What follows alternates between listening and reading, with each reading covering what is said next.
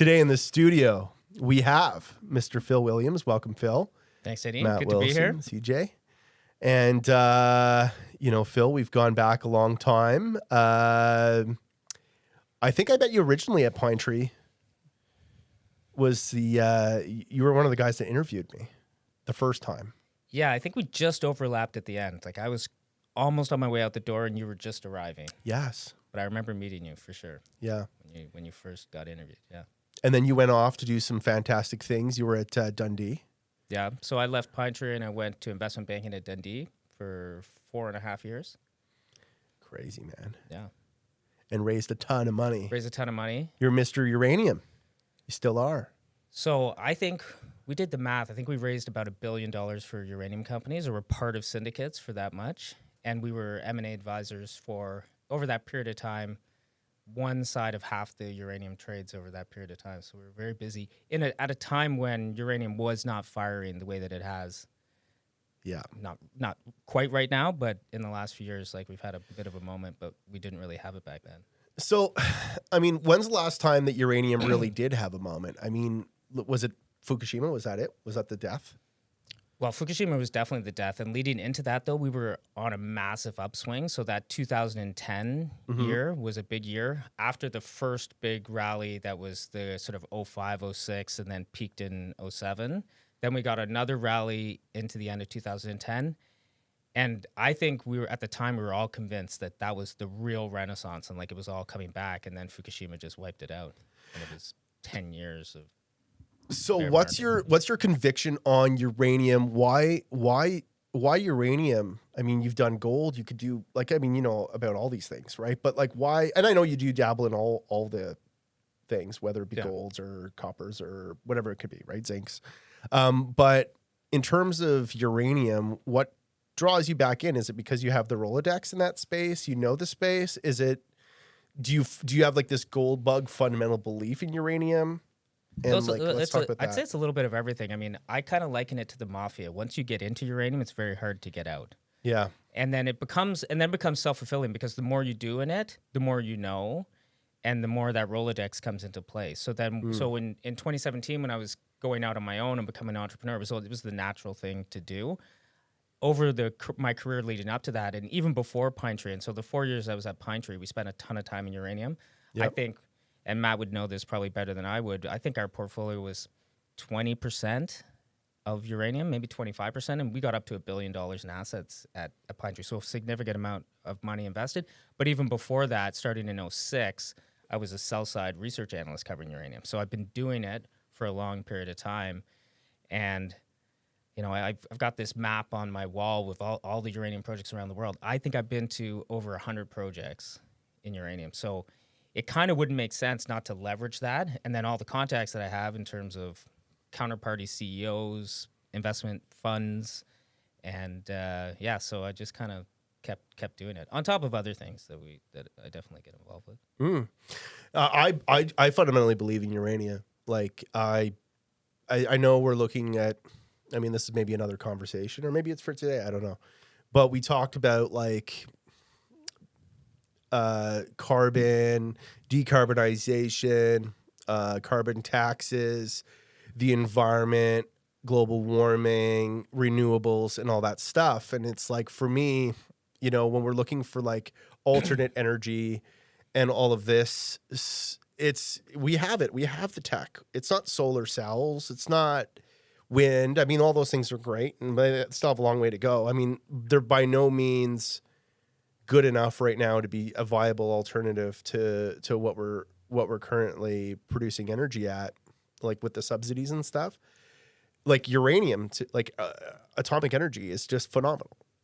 Yeah. Like why isn't there more just atomic energy right now? Like was it Fukushima that just rattled the shit out of everybody and scared the lights out of them, or what? 100%. I mean, there's a few issues with nuclear power that will always weigh over it, right? So even when people are mostly positive towards it, they always talk about waste. They always talk about the cost to build them, the length of time, the delays to get them online. Yep. But I think what's really sidetracked it, because the Renaissance was happening, and there were the plans for new reactors were real, And the numbers were staggering in terms of how many new reactors were going to come on before Fukushima. But then Fukushima just raised this safety issue with the reactors all around the world, and it took a giant step back, and it took a lot longer than anyone thought for us to work our way through that. And then what you're talking about with all the carbon stuff, that's kind of come to the fore over that period of time where nuclear has been kind of like out of favor. Uh-huh. And I think people are coming to that same realization. But the thing is, it doesn't move quickly. It's a very slow moving business building nuclear reactors. So we're going to see it all come to the fore, but it's going to take time. And I mean, I don't think you can go around the world to too many countries and too many geographies and too many political parties who aren't in favor of nuclear power as part of the solution. I think you're still going to see people pushing with the renewable stuff, the wind and the solar primarily, and hydro.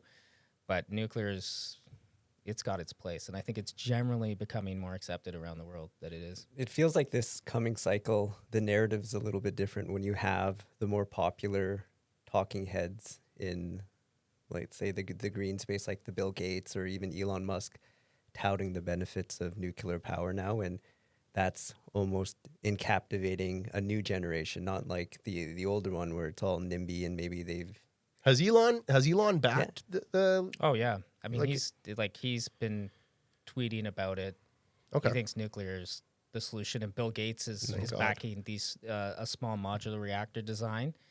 So yeah, those two guys for sure are very, very positive.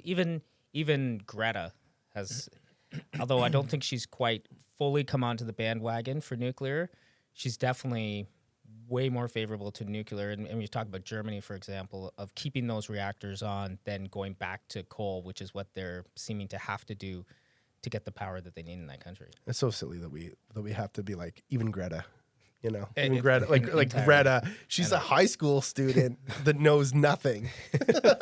Like, unfortunately, okay, great, Greta, like you did a good job of getting excited, but at the end of the day, it's not like I don't know. But it's passion, I think, is It's what she passion. brings. She's Yeah, trying to sure. save the planet, and like she's only as good as the information that she's being provided in terms of how to actually do that. I Yeah. think what she's trying to do and is positive. I mean, I think we all consider and say we want to save the planet. If it requires saving, let's Sure. save it. Yeah. How to do it, I think, is different, and you know, the person that has the loudest platform or the loudest voice isn't always right. So, you know, but they get the most airtime. I had someone say something I thought was really interesting the other day, which was the millennial generation, which is now obviously the biggest part of the workforce. They don't really debate climate change anymore. It's sort of just like part and ingrained in your system. It's like, this is happening. Doesn't mean that the reasons behind it, we're not getting into climate change discussion right now. But Although the reason I'd love to. Sounds that like Denny we would are. love to, and any geologist I feel like loves getting into climate change Yeah, discussions. for just sure, because- lack of geologists in climate change dealing with the planet. But anyway, we can move past that for now. But it is interesting because that generation now making rules and is in politics, and you see, you know, people who kind of just grew up with that. It's much more of a mainstay now. People don't debate whether or not we do need to take care of the planet in the same way. So you would think that would help for the nuclear debate in going forward, as long as the argument for nuclear is there to be a safe mechanism, right? So I think that when we get into like comparing it with solar and comparing it with wind, people still don't really understand that, right? Like I remember when I got into solar and I started looking into solar, and I know you have a cool history of solar company back there. But when I got into solar, I was just like, man, you need a lot of solar power to power what we need to power. So, do you think that narrative gets across? Like, do you think that like nuclear, it doesn't? I see the Bill Gates thing, right? That modular reactor. I was going to actually bring that up because I'm curious about it. But do you think that narrative gets across to the average person that thinks about this stuff? Because No. I don't think it's being presented properly. I mean, the way that I could rationalize it. So let's just take IPCC climate change for face value. If you said that if you could equate the care factor for climate change, let's face it, the countries that are polluting the worst care the least about the climate. They happen to be the most economically depressed as well. So the quality of life in the places that are the highest pound for pound polluters are also have the least quality of life, or the poorest quality of life, let's say. is that true? Yeah. I thought the U.S. was the thought the number one US pound for pound. No. Yeah. Definitely not. China's pretty. Just so many China's people. horrible. Can we fact check India's that? Yeah, horrible. let's get that up. Let's get that up on the Africa. screen here. I mean, you've got people cooking on open flames. But they're also for growing three meals countries, a though, day. right? Pollution. No, in but I itself, think that's his point. I think That's my the point. Is behind that like look at like if you where did all this climate movement come from? Where's all the education in it, the caring of it? It's all in places that are doing well. So I think you have to be rich to care about the climate. Well, we had in our a very industrial revolution, right? We did our coal-powered plants to get everything ready. Like 100%. You had to go through Yeah. a very polluted time. Totally, but we're turning around and saying we're turning around. I'm careful with half of what I read on this stuff, but That's AP. No, you have to be. That's, You have to be that's, pragmatic. that's, Fact checking. that's AP. I don't know. That said that what's AP? it says more than half the world's The heat Associated trapping gases come from 3 places: the United States, China, and Europe. Like if you look up overall pollution, so if you go to for instance Like you mean carbon garbage? emissions, like absolute like total carbon emissions worldwide. I think you're still gonna be wrong. Yeah, I'm going to bank on that too. No. But it's because So, of exactly what you but- said. They have not developed. But even if And you so they're disagree not with me on polluting that, as much. They don't have as many cars. They don't Yeah. have as many. but the people stuff. that do care, okay, so let's look at the people that do care. Mm-hmm. Are they are the number one climate activists of the world right now coming out of Africa, coming out of China, coming out of India? Or the number one climate activists of the world coming out of like United States and Canada and Europe and like wealthier nations? And so my point is if sustenance is a way of life for you, if you're living in an economically depressed place, Oh, yes. where you're struggling to make ends meet, you can barely have food to you're living in a eat what you kill society where you've got to work a day to feed a day. And so if you're living in that world, you don't really care much about anything else other than survival and or feeding your family and putting food on your table, whatever. Like the environment is not high on your list of priorities. And so my point is that in order to get the world to care more, so let's take the environmental stuff for face value, our number one modus operandi should be elevating the quality of life of people and that sort of base income, that level, that economic level. And the cheapest way to do that is by giving them cheap energy. So the places with the cheapest energy around the world tends to do the best. And so if you could supply cheaper energy to people, then you can uplift their quality of life. Steve Roman's project. And more people are going to care.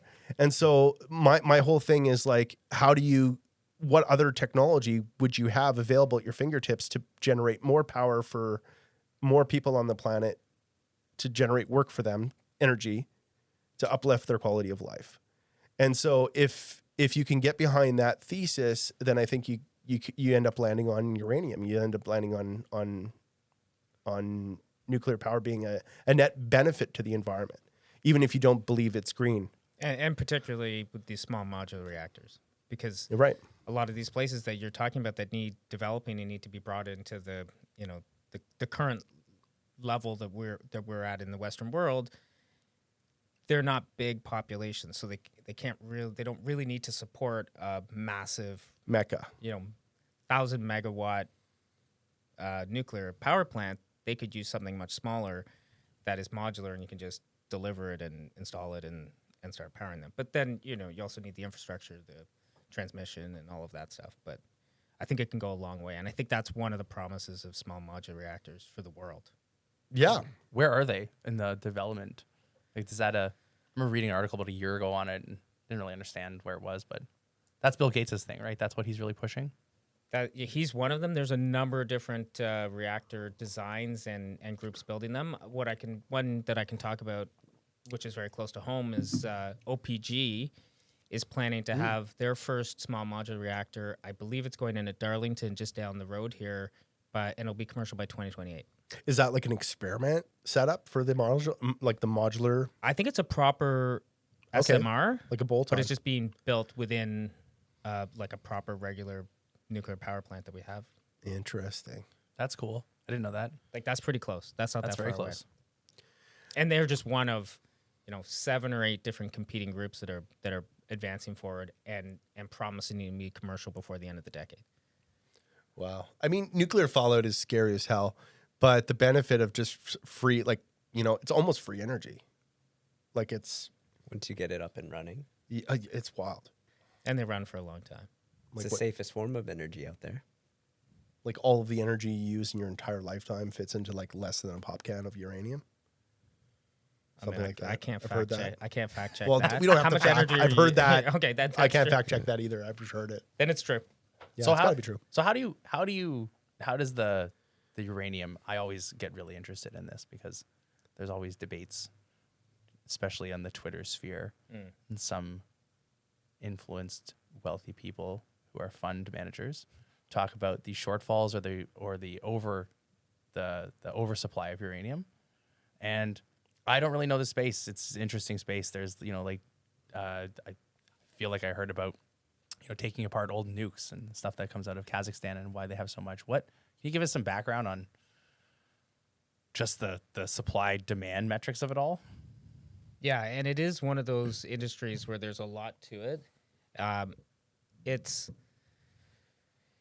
if you take it down to what we know, right? So there's primary mining, which only serves a subset of the annual demand. And so reactors need, a 1,000 megawatt reactor needs about 500,000 pounds of uranium per year to operate.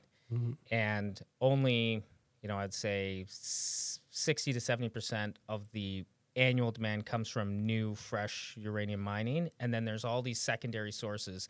And it's a bit opaque in terms of exactly how much is in any of these sources. There's down blending of old warheads that Matt was just referring to. And we've seen quite a lot of that happen over the last 10, 15 years. There's also different ways that you can enrich the uranium, different levels, and you can kind of squeeze more uranium from the same pound as you take it through the fuel cycle process. And then there's above ground stockpiles that people have and that they've been buying, and you don't always know exactly how much is in people's hands and whether and at what levels of inventory they're looking to carry, whether they're drawing down inventory, building inventory in any given year. So it's a very kind of nuanced conversation, but fundamentally you've got every year less production than demand, and that can't, there's only so many sources of uranium that are above the ground that you can harvest effectively in any given year before you're going to run out of those, and you're going to need to bring that new production on. And on the production side, and you talk about these massive sources of supply that might be coming online, and whether it's deposits, and there are some very, very large deposits that might be low grade and metallurgically challenged, but it's very hard to build a new uranium mine. It's, you think about permitting any kind of mine in the world, it's the most complicated and the hardest because it comes with this whole radioactive element to it that you've got to deal with. And whether it's local opposition, whether it's opposition from NGOs that aren't even located near where the mine is, or just even countries like Canada that have a very, very strong regulatory framework and an understanding of how to do it, it's years to get a license. So go ahead, discover something, and then take it to feasibility, but you're still 5 to 10 years from actually taking anything out of the ground, if you can fund it, if you catch a market that will support it. So I know that there's a couple of deposits I'm familiar with that are sort of next on the list of the tray of brownies, as I would say, to get taken out or to go into production. Yeah. I guess one of them you mentioned, which I'm not sure where that's at, which is the Global Atomic one in Niger. That's my buddy George Flock. Was working with Steve Roman on that thing. So shout out to George in Ghana, holding it down. He's a good geo. Anyway, and a great guy. So there's that asset. I don't know. Is that going anywhere? Are they doing anything with that? No. Yeah. Yeah, no, they are. Yeah, Is they it? closed 60 million, I think. They launched that 150. What a story. Yeah, Crazy. because they had the licenses almost taken away, right? What, really?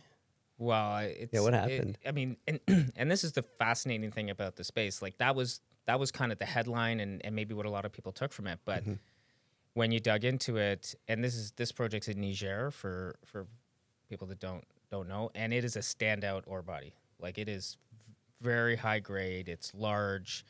And the global guys have done an amazing job advancing it. And ostensibly, they had all their permits, and they were out doing an equity capital raise. I think they went out to raise $100 million.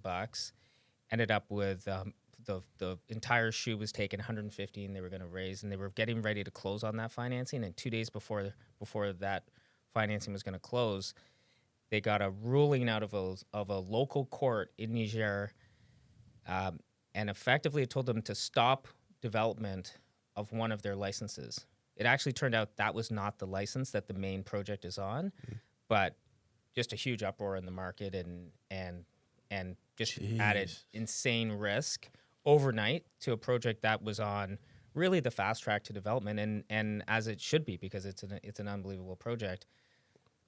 When did that happen?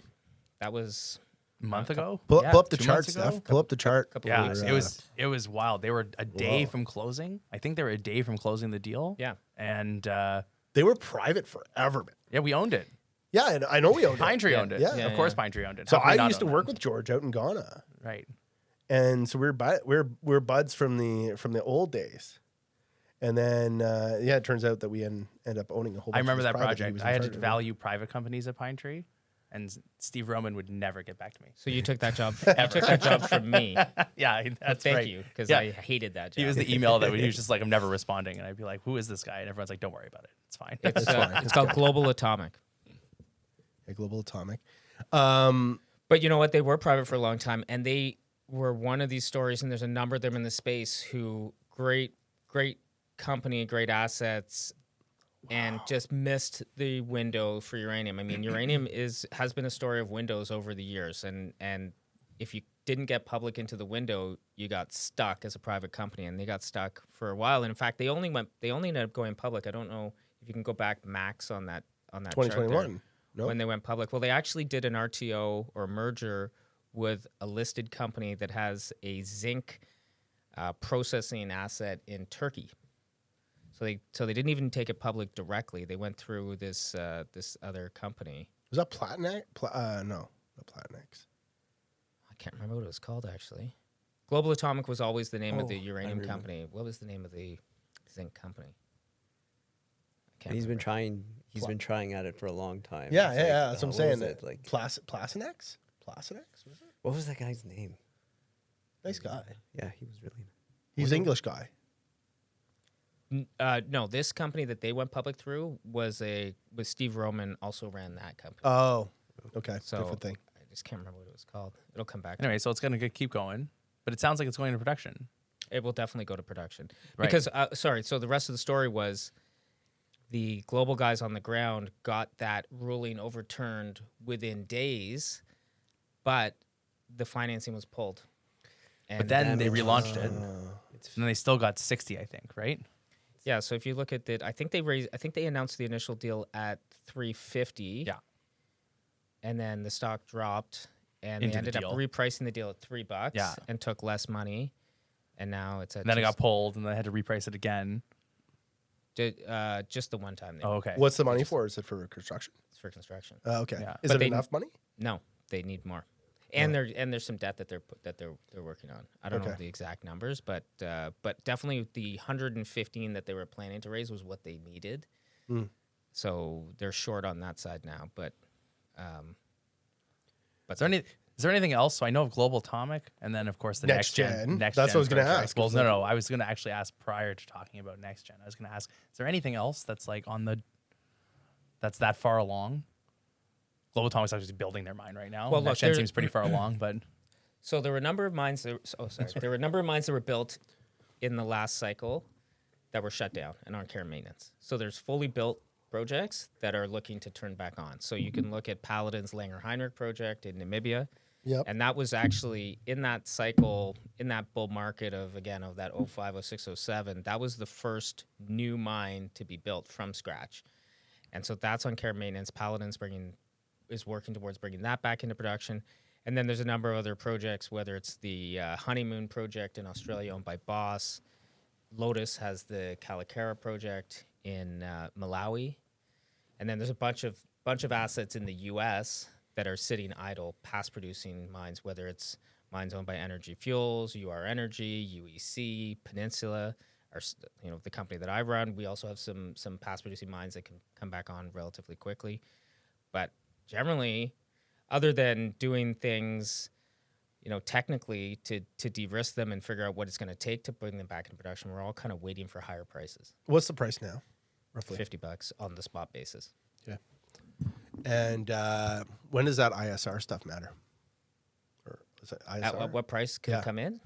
Well, I mean, the Kazakhs are all ISR, and that's still producing, and they're continuing to produce, and they make a lot of money at current prices. I guess the Midwest, United States. The U.S. stuff. I mean, look, we don't have any ISR projects in my portfolio, so I can't speak from my own. But when we look at some of the companies UEC out there, and let's say UEC, because I Yeah. think Amir has done a phenomenal job putting together his package of assets, including some of the, these past producing mines we're talking about. He's espousing $70, $75 is the price. And it's not just about what the price you need to have to bring it on and say, okay, in that moment of time, that price is going to work. You need to think about the life of your project. And with the ISR projects, once you start them, you can't just turn them off, right? Like you're pumping Lixivin into the ground. And once you start doing that, and it takes a while for the levels to sort of come up so that you can actually have recoverable levels in solution.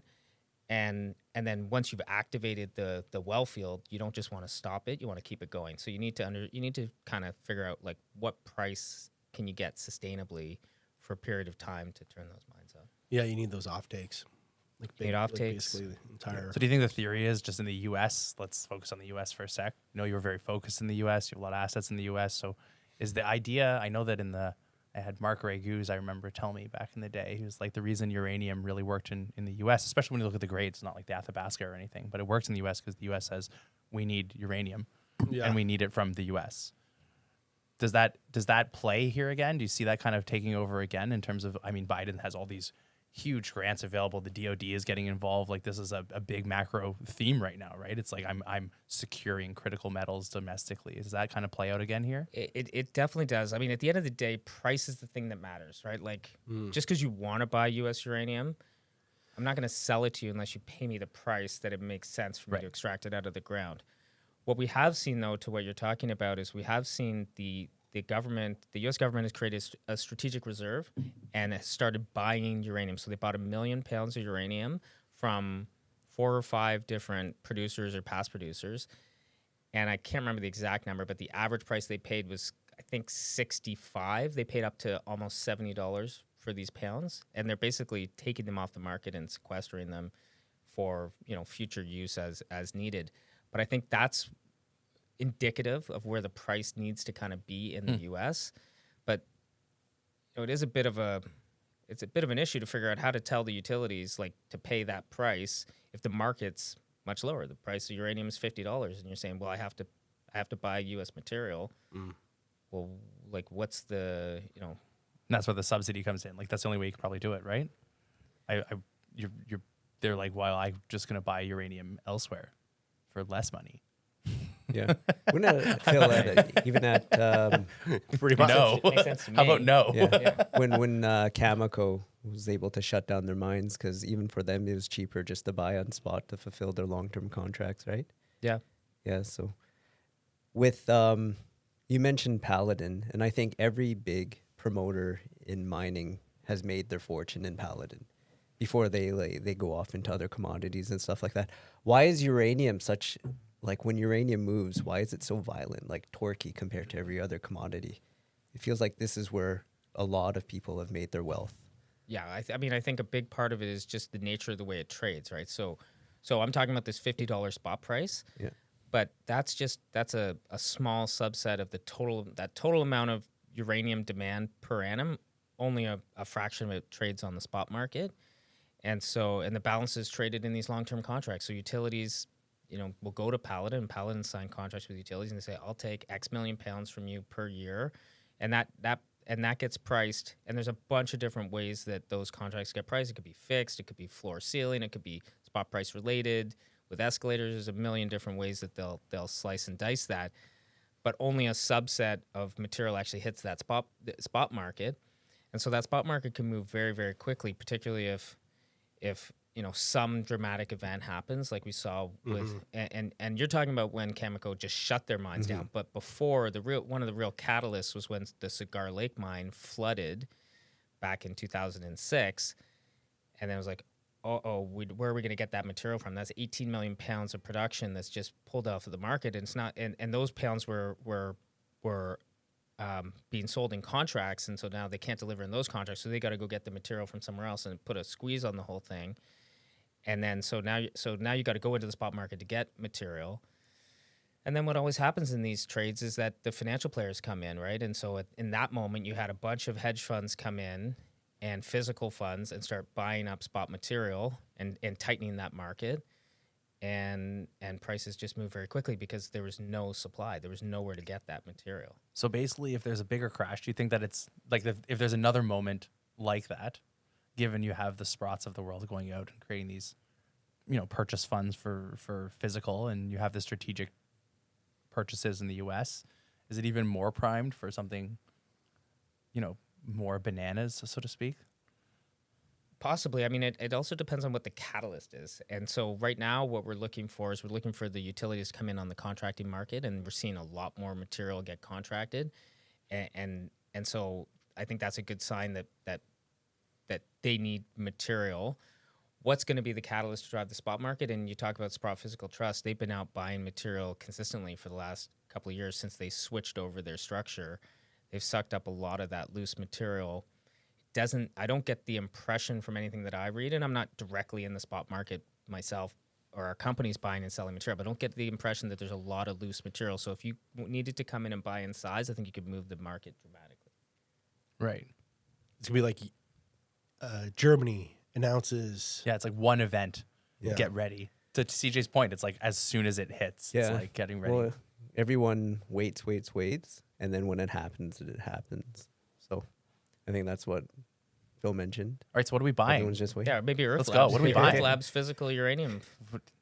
We go there, we can store it here. Yeah, man. We started in the podcast. Yeah. Throw some radioactive material in Who was here. that one guy that had the uranium companies walking around PDAC with a vial full of Right on his balls. yeah, he's like, check this out. And you're like, He's infertile, but he had a very cool, gimmicky. Yeah, everyone likes to touch core and everything. Uranium, you never get that. It's like, I'm okay. It's, Well, it's the gold bars that are the impressive thing. I remember taking my kids to PDAC a couple of years ago, and we went over to, I think it was the McEwen booth, and you got to hold a gold bar. Oh yeah. And I sent my kids up, and they were like, I don't know, 8 and 10 at the time, and I'm like, yeah, go grab the bar. And the person's like, no, you have to come over and help them. And I'm like, what are you talking about? And so they put it in our hands, and it was like properly heavy. Like my kids would never have been able to lift It's that. very heavy. Yeah. Gold's very heavy. Like, yeah, that's not real. That's not real. But if that was real, Yeah. It's not like the Sprott gold coin. It's not what that is. That would be like 2 hands, like fully extended arms. Yeah. Like situation. Yeah. Yeah. Yeah, gold's heavy stuff. What's the biggest like gold nugget or gold piece you've found in the field, Denny? Like you've been out to all of these projects around the world. Are there some really memorable specimens that you've seen? did you buy one from Detour? What'd you trade for that? Remember? I sense a story. I sense a secret. That's what I sense. Well, I don't know if it was from Detour. I don't know where it was from, to be honest. But let's just say it was a geologist that was working in there, and I met him in a pub. And I got it for a couple $100. It's crazy. Yeah. It's like it's pretty, there's a lot of gold in there. Is it It's in like the this vault big. now, or do you have it out on display? No, it's on my shelf at home. It's my little display specimen. That's Could fine. But it's literally like, it's like cheesecloth It could be in the ROM. modeled with visible gold. That ROM area is amazing. Yeah. You've been up to the what's ROM the and one been from in the Manitoba or the Ontario guys? Mine's so much better than all the... the 55,000 that gram per ton Manitou- one? the one that Manitou Manitou gold. gold Remember has. that? Yeah, it's Half better and- than that. Is it better than that? Yeah, it's better Wow. than that. It's like, it's insane. It's like just a piece of gold. It's just like literally like, it's quartz and it's just like all gold. That's awesome. Yeah, in it. Maybe we should hang out in pubs up near in mining towns. Yeah, and that just sounds- buy specimens. There was we found a cool one in Ghana. New business. We found a cool one in Ghana. Was actually, it wasn't us. It was one of the contract alluvial groups that was working on our ground, and they were placer mining, and they found like a 30 ounce, had 30 ounces in it. Wow. It was like a crazy specimen, and Yeah, it was like something like that. It was about 30 ounces at Extra Gold. It was on the website homepage for a while. Maybe pull it up, see if it's still on there. So I actually have a story about a specimen that I found at a project, which actually comes back to Pinetree, and Matt will remember this. We were small investor in a company called Mawson Gold. I was like, this is definitely full circle into Mawson. So they have this gold project in Finland, which also had like super high grade uranium. Yeah. So we took a small investment, and then our boss told me to go over to the project. There was a site visit, so I went over there, and actually it was really wild because you could prospect for gold with a scintillometer, and that's what you use in the field it measures radioactivity, and that's how you find uranium. So we were walking along, and the scintillometer would go off, and it was just soil. So we grabbed soil, throw it into a bag, and then we ended up down by the river, and they had a bunch of pans, and we start panning. I was horrible at panning. I couldn't even get it to work at all. That wasn't the story when I got back to the office, though. So I had one of the guys, Mark Saxon, he panned for me, and suddenly out of this dirt that we just picked up straight off the ground, there's all of these gold flakes. So he gives it to me, puts it in a little bottle. I take it back to the office with me. I walk into the PM's office. As soon as I get back, I'm like, look at what I found on the project. Instantly he's on the bid, and we buy like 10% of the company in the market within like days. Is that when it was $2? I think it got like the high of it. I can't remember exactly when we did those purchases, but it definitely got up to like 260. Yeah. It was bananas between the high grade uranium and the gold. Like it was. This is why we own yeah. it at They- much lower prices Yeah, today. you guys know that, actually. Yeah. They Southern Cross they did. planted all that gold. It was like, oh, this site visit today. Yeah. To make sure when you're Yeah. walking down the path, they're putting the VG rocks on the like. So you It can was everywhere. strategically I find mean, them.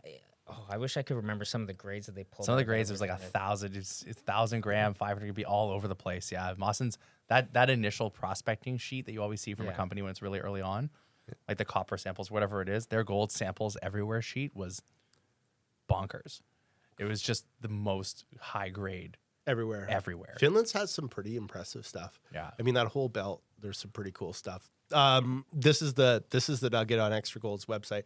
So this one's pretty crazy. So this was like about the size of a basket, or about like probably the size of a football.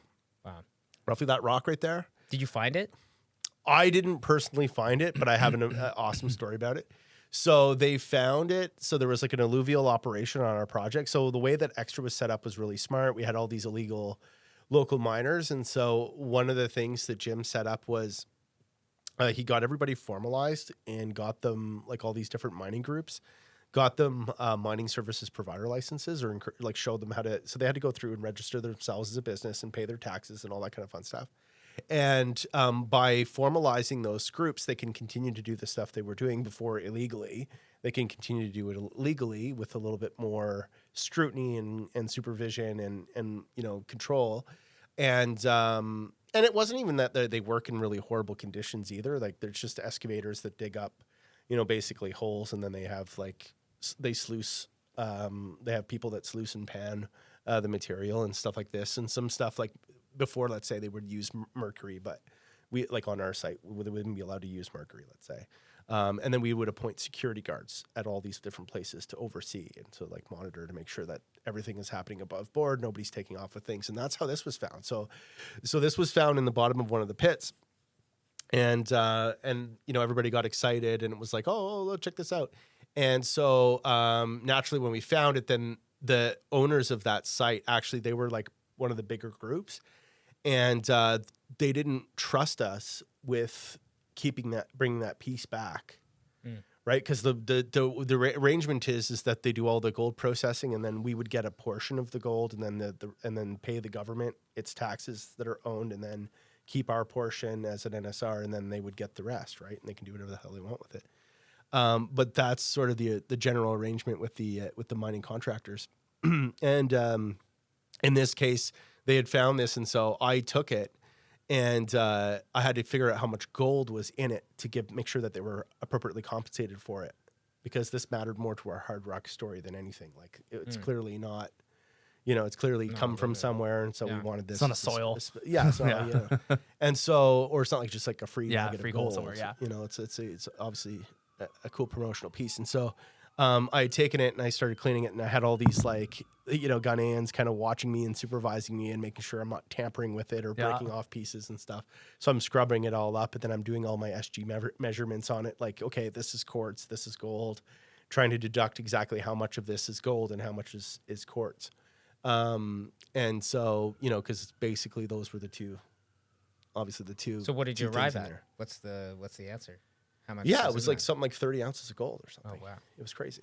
That's crazy. But forget it was exactly. never processed. Like that's been kept as a specimen. Yeah, it still exists today. Man, It's like what a gold. good alluvial arrangement. Illegal miners, best way to find a new project. If Yeah. you have illegal miners, of course, on your project, then it's probably pretty good because they're mining, and if they're getting gold out of it or whatever material they're getting, then there's probably something there. Man, it can be hard though. So I had to wrap it. I had to wrap it with paper and plastic, like saran wrap. And then everyone had to, and then I put like masking tape pieces over like the saran wrap seams. And then all of them had to sign the That was little okay. pieces of masking tape to make sure that none of their None got signatures were taken broken off? and that I didn't Whoa. tamper with the pieces wild. between like my, measuring it. It's Very so funny high-tech how it works, security. right? Yeah, Man, mercury poisoning. That's what they wanted, scary though. stuff.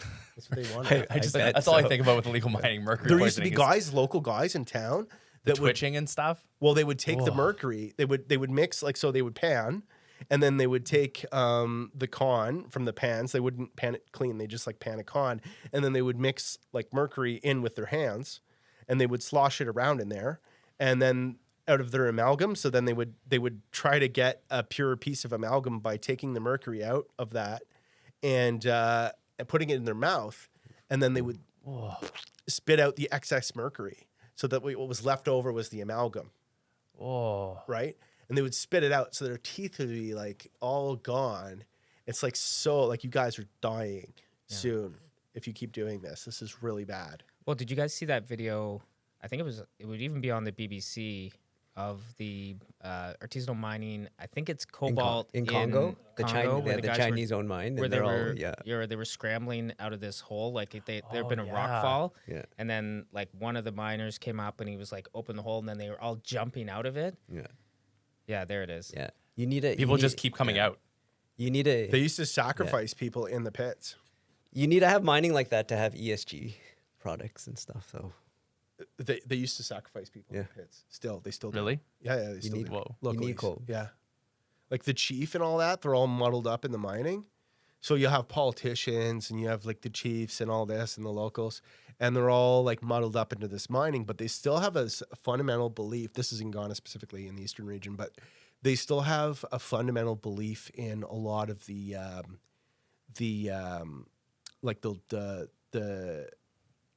juju stuff, the magic, the Yeah. black magic, all that. And so they're like devout Christians by day, but they still believe this stuff.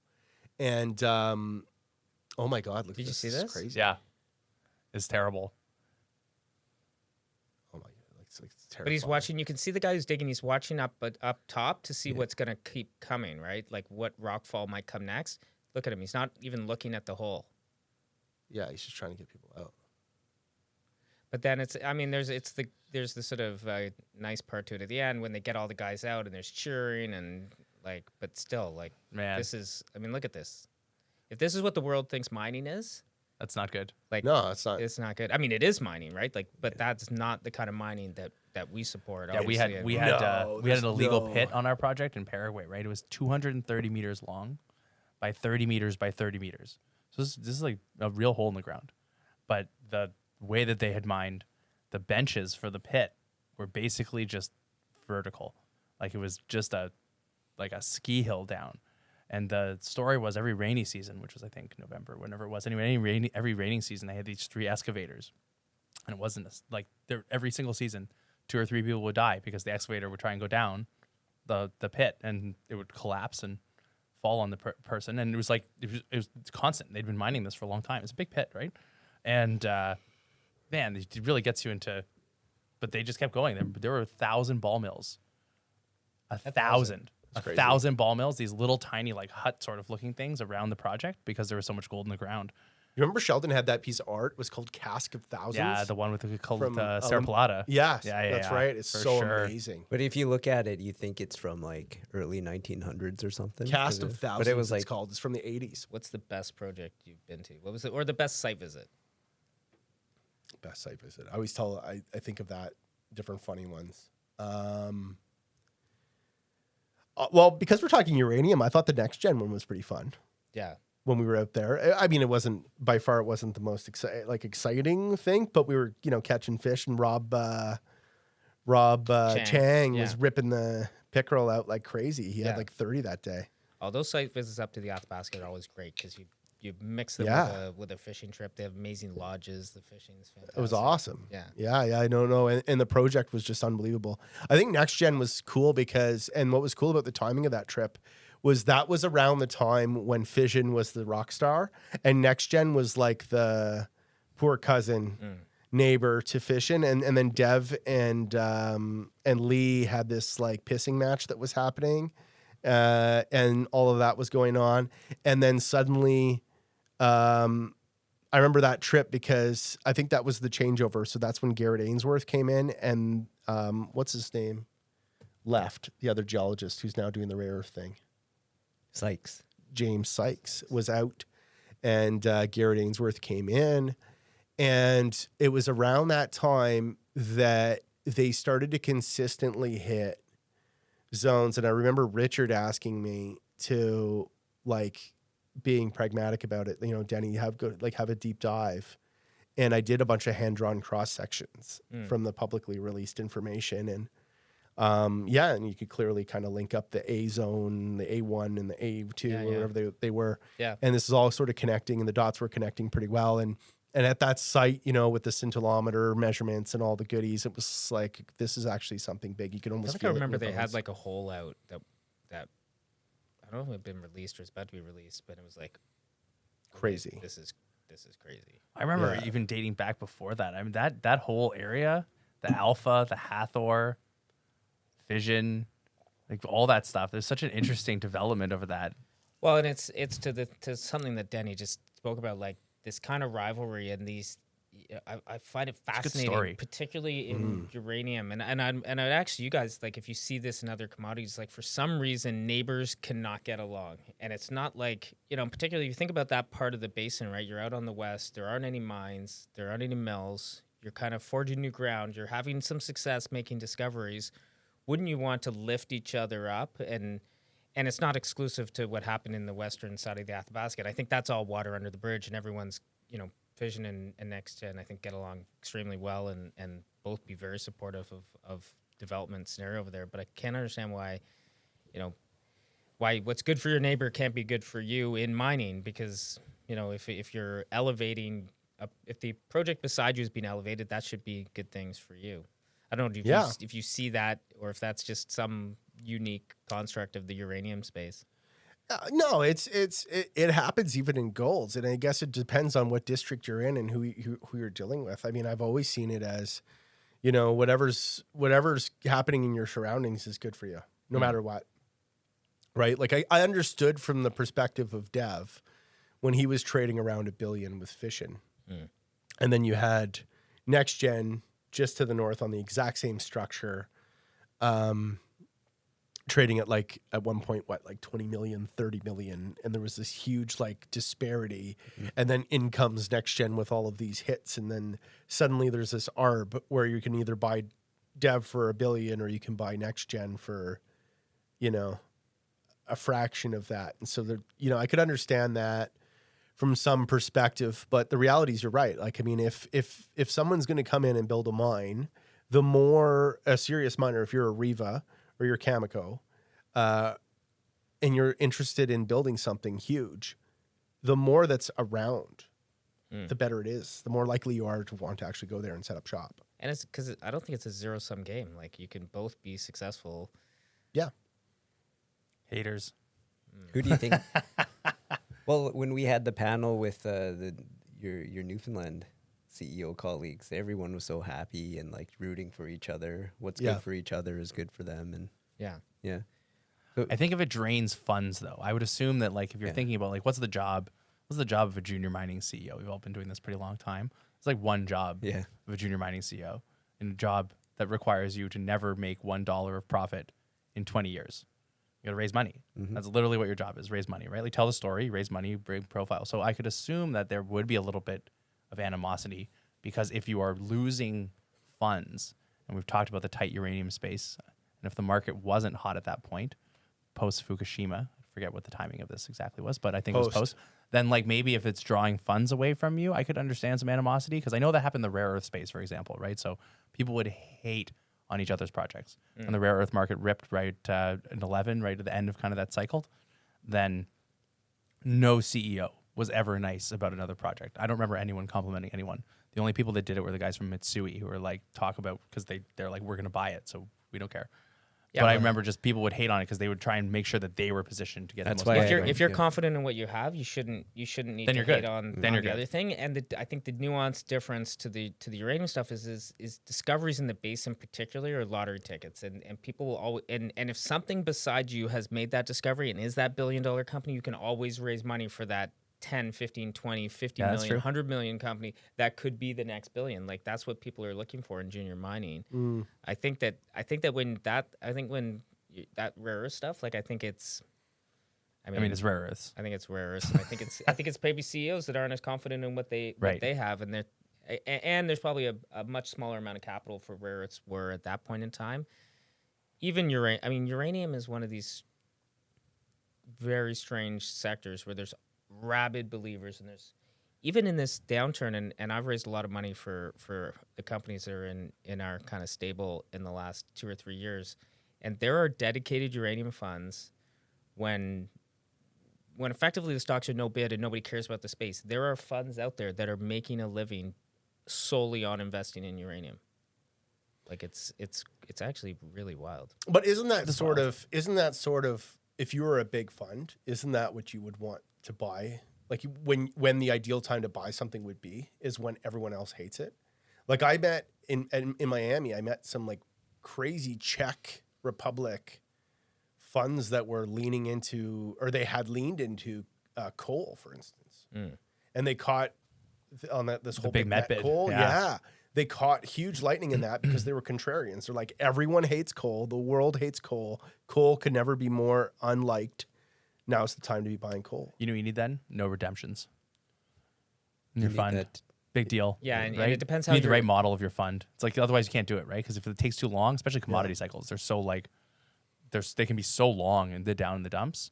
So like look at the iron ore cycles and stuff like that. Especially those iron ore. right? So when they don't work for a while, if you have like say a 5-year lockup in your fund, right, which sounds pretty normal, right? Like I mean like tech funds usually have about a 10-year, but a 5-year lockup, then you could be in trouble, and then you're selling all these positions that are maybe illiquid and stuff like that. So playing that venture game, especially that is why those uranium ones, I guess, are unique, I suppose. Yeah, well, they have that locked in capital. They've put together the thesis on uranium, and they have LPs. Or So they're all investors there that are- for that are this there long-term specifically for cycle, that. right?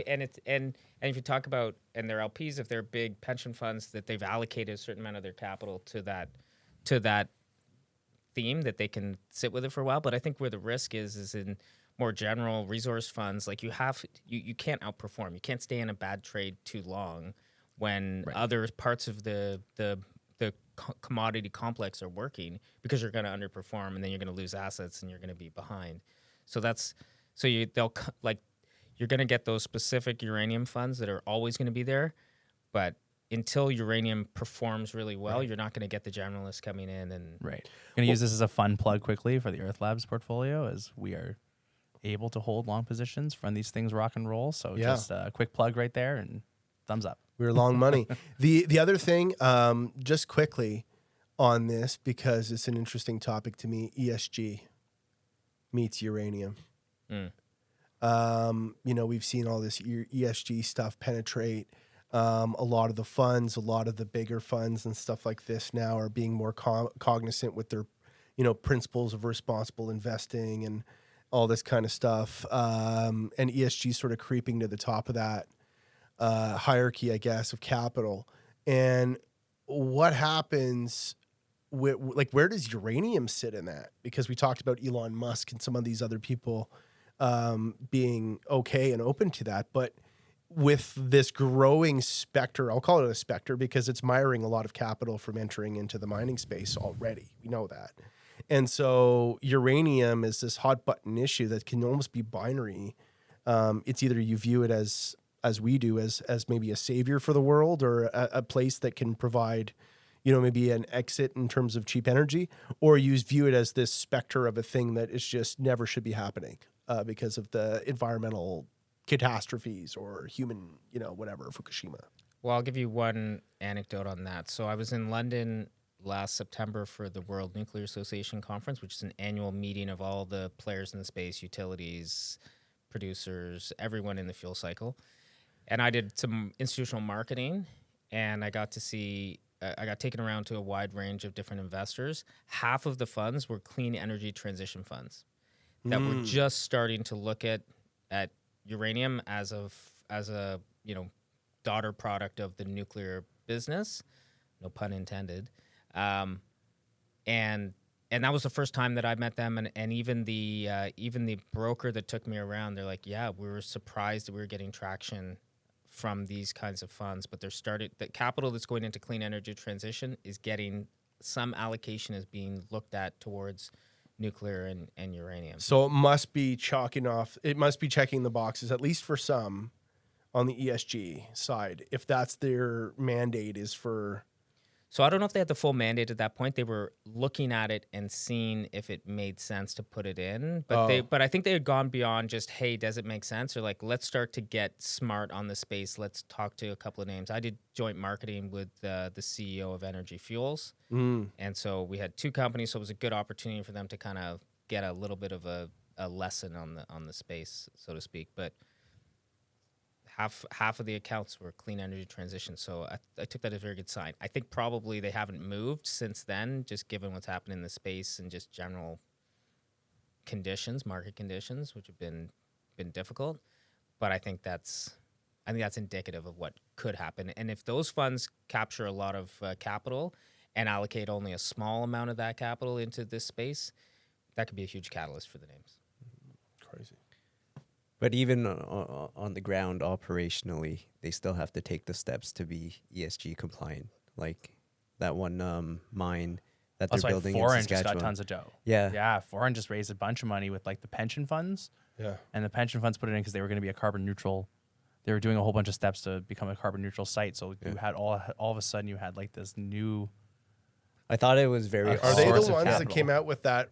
We don't make a very good IRR. We don't really make a lot of money. And we're going to be really expensive. They said it was going to be like it's going to cost us, and the IRR is going to be So it was effective, foreign. Yeah, it but was people foreign. put. Was Gold. it Fairfax? It was Didn't- Fairfax and put money in. CPP, I think, and Yeah. then Goldman came in at the very end Yeah. as part of it. I think it was PI, and I forget who the other banker was, but it was definitely PI. And then Goldman came in with a new release, and so then you had like PI and Goldman doing this like deal for this like $600 million company in Northern Saskatchewan. It might be it's an interesting sign for the space for sure. It's worth watching. Yeah, It's like, especially whoa. when they almost proud to admit that. they're like, we are reducing our profit a lot Yeah. to make this work. You know what, though? I don't know. I almost don't want to be too... There's no judging. Honest about what are you this, supposed to say about but- it right now? You just say, let's wait and see what happens. Well, I mean, let's wait and see what happens. But at the same time, you know that it's just going to screw up a lot of stuff. Like, I don't mean for the good. I mean, like, ESG is so immeasurable. We got into this so deeply with Goldspot to try to figure out how we could maybe play. When we first saw ESG coming down the line, we're like, okay, well, maybe we could somehow get in front of this, figure out a way that we could play in that ESG seal of approval type of space. And then we got into all these PRIs and all these different bodies that were pseudo set up but not set up. It's so unregulated and it's so bizarre and subjective and ambiguous. Like you have really no way of figuring out. Well, for like even just take the stakeholders for instance.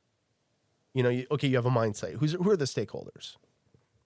Stakeholders, are they the indigenous community that overlaps on it? Yeah, it's anyone, the community. Oh, what about the people that live there? What about the people that used to live there that call it home but don't live there anymore?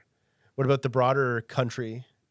What about the investors, for I think instance? anyone who's directly and indirectly affected. Yeah, but I think the point that Denny's making that it's everybody and anybody, so it's such a wide audience. Yeah. That So how can do you actually temperature? measure it? Yeah. How do you temperature check them? My thought is, if you were a teacher and you worked very hard and you're trusting someone to manage your money for them, right? Do you want to put it with someone that's going to get you absolute gains, right? Not like, well, I'm willing to take a little bit off to be. You want to make money. Don't you think? But would you? Like- So if you then go tell those teachers who have these defined benefit plans that okay, this month you're not getting exactly the number that you expect to get every month, what are they going to say? They're going to say, okay, fine, I'm willing to take less.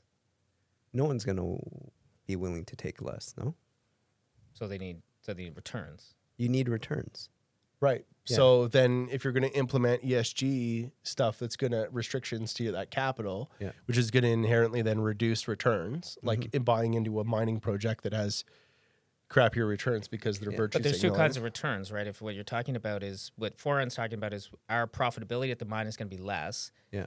but the return that the equity shareholder is looking at is what's the share price going to do, and those are connected, obviously. But if you're a pinnacle of ESG, and you get a Make it a better premium. access to capital and more and a better trading multiple because of that, And in then fairness, maybe that- it that's swings what- and roundabouts. yeah. Maybe and if you look at Yeah. like Tesla as a model, actually, it's pretty interesting. So Tesla makes all their profits off of the carbon credits, right? Yeah.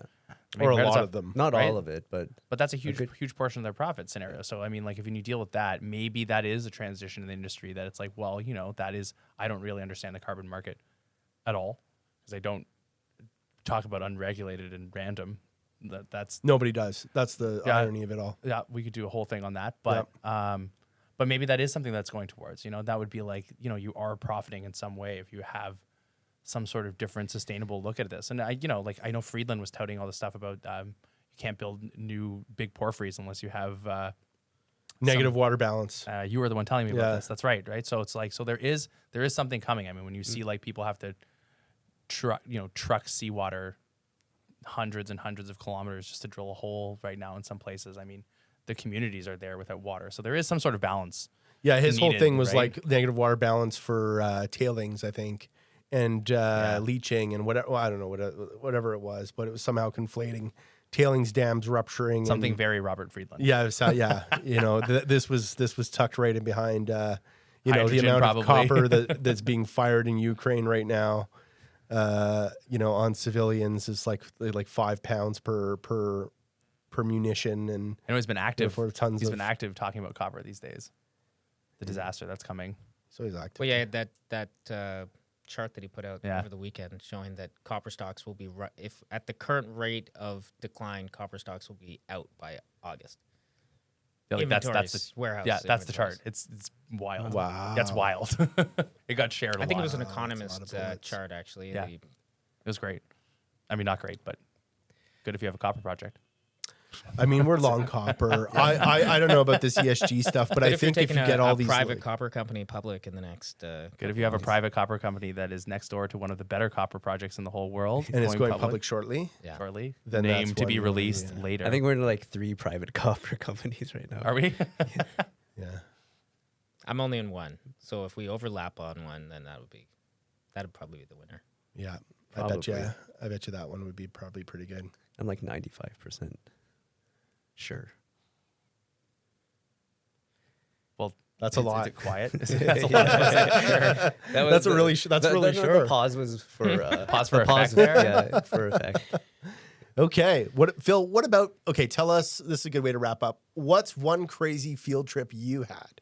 Tell us something wild, whether it be a site visit, some story that you've encountered. I mean, listen, when I was asking that question, I was thinking specifically about a site visit that I did in the U.S., and it wasn't like wild and crazy. And I mean, we've had all of those site visits, but in this particular one, I went to a series of uranium projects in the U.S. from Arizona up into Utah, and the guy who took me around, who was the CEO of the company, was also a pilot, and we flew in his Cessna to all of these different projects and landed in some of the craziest strips. Took off. I remember one time we took off from the strip straight into a cliff, and I was in the co-pilot seat, and he's like, "I think we're gonna make it," and like we cleared it, of course. But like, do you think he was just fucking with you like the whole he was time? totally fucking with me because he also said he's like, "I need you to what term did he use? He said, I need you to bird dog for other planes." So we're flying along, and I'm literally like looking out the window, looking Heads for on a- other heads on a planes the whole swivel. time. I'm like, there's a plane over there, and he's like, okay, just watch it. I'm like, okay, I'll let you know if it gets too close. That's awesome. Yeah, but I mean, the views are just spectacular. I mean, it's like we didn't fly over the Grand Canyon, but around it and in exactly that kind of country, and just like it never gets old. It was unbelievable scenery. I used to take people to Gold Corp on site trips sometimes in Red Lake, and we go through the vent doors. You know how every sublevel has these massive steel vent doors on hydraulics, and you push the button. And I'd take the analysts like through, and a lot of them were never underground or whatever. And say, yeah, as soon as you get to the other side of these doors, you guys got to wait here for like 5 minutes, okay? I'm going to have a smoke. You guys just chill here for 5 minutes. You can smoke if you want, whatever, it's cool. But it's because we don't want any bubbles in your blood. Like if you come up too fast, you know? And they fucking, you should see the faces on these people, like bubbles in their blood. Like bubbles in my blood. Like, yeah, man. And it's like 50 degrees too. They're so hot. so It's hot. so hot down there. So hot. Especially if you were at Macassa. If that's where you were, it's so hot. Macassa, Dickinson, Red Lake. Oh my goodness. Actually, I Give went them on the a, bubbles in the blood warning. went on a site visit. When I was a banker at Dundee, we raised money for a company called Ascendant that acquired the El Mojito mine in Machito, pardon me, in Honduras. I've never been to Honduras, and we close on the transaction and we go down, and so it was owned by Nearstar before, and when this company took over, all of the miners, all the employees decided they were going to go on strike because they thought they could extract better wages out of the new company. So it's just as we're going, they go on strike. So we're like, okay, well, there's nothing to see, but we've already got our tickets, so we're going to go, and we were able to tour around the plant. But when we were driving towards the project, you had to go through the little town. It was the town of Las Vegas, and the mine was up on the hill, and then the town was down there. And as we were driving into town, it looked like it was some kind of festival happening in the town. And I'm like, oh, this looks cool. What's going on? And the driver's like, oh shit, the protesters from the mine have all gathered in the town, and we're in this like black Escalade. So obvious who we are and where we're coming from. So he like screeches the wheels, turns around, goes like the long way around, and we end up at the mine. And that first night we were there all night down in the town. They're shooting off guns, and there's this big protest happening in the town about us. And like there was one little gate in front of the mine. Like there was basically no security. And a guy holding a flashlight. It was like, guns are going off there. down the valley. We're like the man that has just come in, the new guys that have taken over this mine, the money, and we're sitting up there going like, We're dead. This is it. This is it. But made it to Honduras. What a business. I feel like What a all you business. guys have had guns pulled on you on a site visit. Sucks. Yeah. Not on a site visit. Especially if that sucks. I've had one right between my eyeballs. In my back. It sucked. In your back.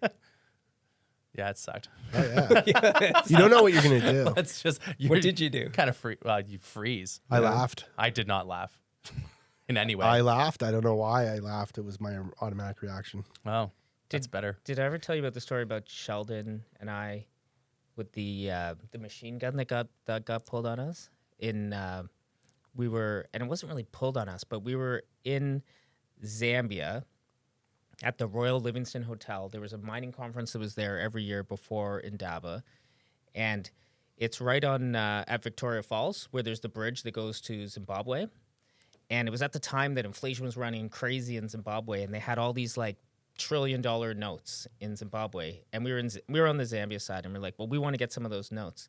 So we walked down to where the bridge is, and they see us coming. There's dozens of guys there trying to sell us every kind of thing, and Sheldon goes up to one of them, and he's like, well, I want a stack of these like $1 trillion notes. So he's like, okay, well, I got to go to the Zimbabwe side. So we start walking down the bridge, and the crowd just starts building around us. And one of the guys gets really angry because we end up choosing a different guy to go get the money. And so we give him some money. He runs over to Zimbabwe to get the money. Another guy gets quite angry with us. And so he's harassing us. Well, a security guard comes onto the bridge. He's got his AK in one hand and a stick in the other hand. And he starts beating this guy with this stick, Holy shit. and the guy starts fighting back, and suddenly this gun is like swinging around, and like You're hitting the deck. yeah, and Richard was there too, and we're like, we got to get out of here. So we run off the bridge, and then the best part is the guy. Suits on, I probably. just pictured Richard, Sheldon, and Phil running off the bridge together. The leather, Fast walking. I don't think you're With like wingtip sprinting. shoes Yeah. on. Then this lady comes running onto the bridge, and it turns out it's the guy who was harassing us, his mother. And all we see is her. She's got him by the ear, and drags him off No the way. bridge. Yeah, it was. That's. I mean, it was scary in the moment. I'm sure there were no bullets in the gun, but it was still like. I'm not what- sure of that. What is happening there? I don't know. I've seen something similar to that. Rowdy. Me and my buddy Alex were standing in we were in a hotel in Accra looking over the balcony, and we were smoking cigars or something, and we were looking down, and we heard all this riffraff on the street in front of the hotel, and it's same thing. It was like a gun, like a guy had a gun, and he pulled it out on another guy, and we're like, oh shit! I'm like, oh shit, this guy's getting a good shot, you know? And these guys are yelling or whatever. This pregnant lady, like a car stops, she opens the door, she gets out. The guy's waving his gun around. She starts smacking him like over the head, slapping him around. She picks up a brick, and she comes and she goons him with a brick right in the head. And he's got a gun in his. And he's got a gun in his hand. And she brained him with a brick. But out of nowhere, she wasn't part of this. She just got out of a car. She like. She just got out of the car. She just started It was yelling his at mom. them. Of it was his mom. She was like his wife. Yeah, a pregnant lady, like his baby wife mama. or something. Yeah. Like, get Yeah, home now, you something. idiot, and like brained him with a brick. Wow. Dissolved the whole situation, like a heated little battle. Pregnant lady. Whew. All right, well that's it. That's Okay. the podcast Big- for this big week. finale. Hope you enjoyed it.